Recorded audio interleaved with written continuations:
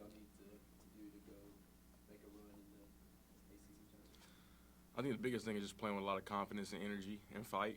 I think our will to win needs to be there in terms of just like a sense of urgency. Obviously, we know it's at stake.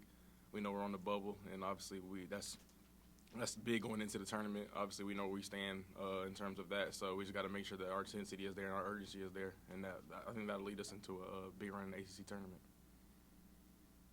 Do you think there have been instances where the lack of urgency has not translated into the results you guys wanted this season?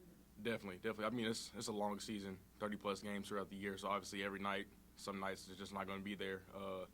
But whenever it comes down to it, like the position we're in right now, our back's against the wall. So I definitely feel like everybody on the team knows where we got to be in terms of the intensity and the urgency from that standpoint. Do you think this season can be considered a success regardless of whether y'all end up at the NCAAs or is it? Definitely. I mean, honestly, looking at our season and what we've done, finishing third in the ACC, the fact that we aren't already in the tournament is crazy. But obviously, I understand how it works with the losses and things like that. But yeah, just in terms of the history, I came back home. You know, whenever I came to Clemson, I wanted to make history. So we've done that. So for me, this has been a success, and hopefully we can finish it out the right way. How do you kind of balance? Like, I'm sure y'all feel like you should be in that tournament, but at the same time, a lot of people seem to not have y'all in. I guess, how do you kind of balance that and kind of have that sense of urgency of like, you know, we feel like we should be in, but clearly, you know, some people don't think that we have to win. Right. I mean, the biggest thing is what I try to tell the guys is just to put it in the most simplest way is just win games. Obviously, that's a lot easier said than done, but when it comes down to it, if we win and handle our business, then we'll be in the tournament. And that's pretty much just what we try to just preach to the guys, especially the younger guys, on a day-to-day basis, because obviously it's a lot of stress and a lot of, you know, just uncertainty going into the situation in this next few weeks. So, yeah, just trying to just make sure that we're just where our feet are and just trying to just take it day by day. What's your relationship like with Coach Brownell? What's it been like playing for him this year? Coach Brownell has been great. One of the few honest individuals that I've had the opportunity to have a relationship with in the basketball world. Since day one, he's been upfront and honest with me about what he expected from me. So, yeah, I mean, I can't do nothing but appreciate him. Just from my perspective, you know, I've been through injuries, through hell and back in terms of that. So for him to trust me going into this critical year for him, you know, I mean, it was a lot. I really don't take that lightly at all, just because he could have easily went to the portal and got somebody better. Has been healthy the last few years and that's actually produced in the ACC. So for him to be able to trust me and just take that leap of faith in me for this last year, for me to be able to come back home and be a Clemson Tiger, I don't take it lightly, and I really appreciate him for that. You kind of go back to that, I guess, off-season, the recruiting process when you were, I guess, trying to figure out, like, if they were going to take you for sure, kind of what offers and kind of what that was like, kind of waiting to see how everything was going to work. Yeah, so the whole off-season, once I realized I had another year of eligibility, once I entered the portal, I tried to get in contact with Coach Brownell immediately. I knew I wanted to come back home. I was tired of being in Boston, the snow and the winter and the cold. I had to get away from that. So that experience humbled me for sure, and it made me realize I wanted to come back home for my last year. So it was pretty much back in the Southeast anywhere I was going to be fine with. But I hit up Brownell to see if he'd be interested. He was, and then obviously he was going through some coaching changes with the assistants, so we had to wait 2 to 3 weeks for all that stuff to kind of calm down. And then once that calmed down, and he said, like, I remember the phone call. He was like, "You're ready to be a damn Tiger," and I was like, "Hell yeah! Like, let's do it. Let's make it happen." So yeah, I mean, that was just a lot of emotions just for me, you know, battling through what I've been through the last 2 to 3 years.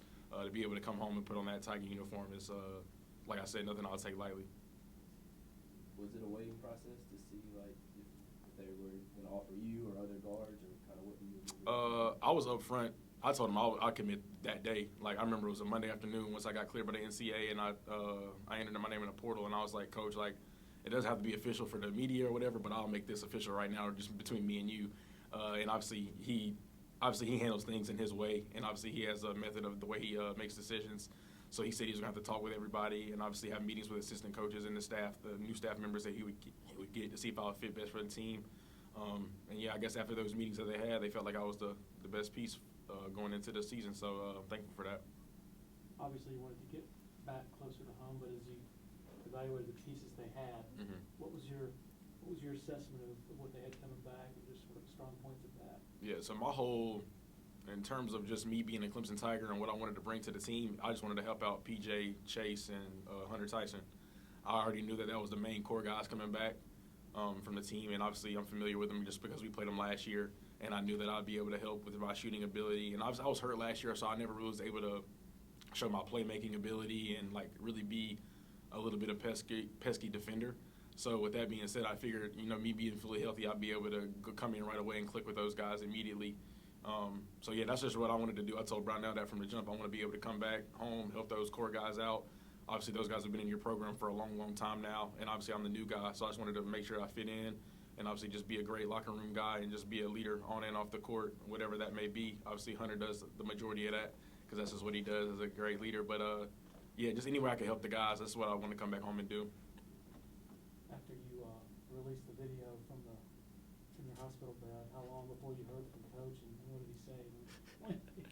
The funny thing is, me and Coach actually never talked about it because Coach Brownell just kind of knows how I am with the social media stuff. He kind of just lets me be me on there. Obviously, I know it can kind of annoy him at times just because obviously it's a different generation nowadays in terms of like what you're dealing with social media and how athletes present themselves on that. So it's been funny just because we both had to kind of grow and get used to each other as the year went on.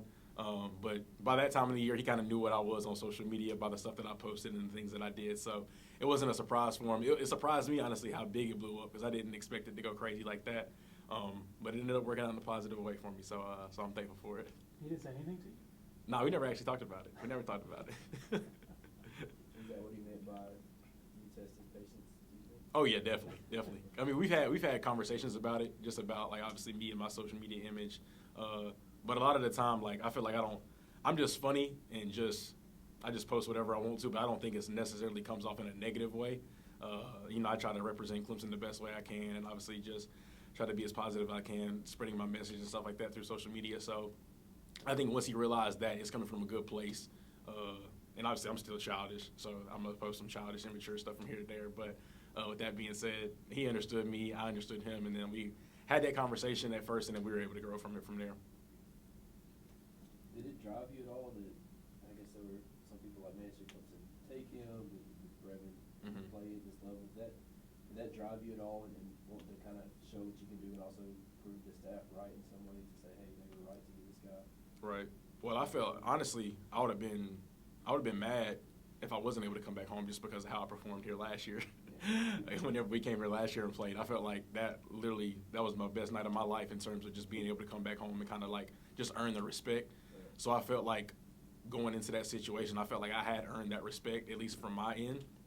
So once I voiced to him, about how much I love Clemson and how much I wanted to be a part of the team, I felt like it was just a no-brainer just for, and I wasn't healthy at all last year. So the fact that I was coming up on the more positive end of my health and actually getting better and stuff like that, I felt like it was a no-brainer for him. And then thankfully we were able to make that decision, and he chose me. So we have time for one more. You feel 100%? Like you feel?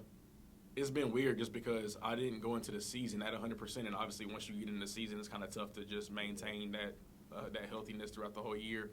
So yeah, I've still been like lingering, just like little stuff that I got to deal with day-to-day basis, stuff like that. But I'm definitely a lot healthier than what I was last year, obviously, in terms of that, but definitely not 100%.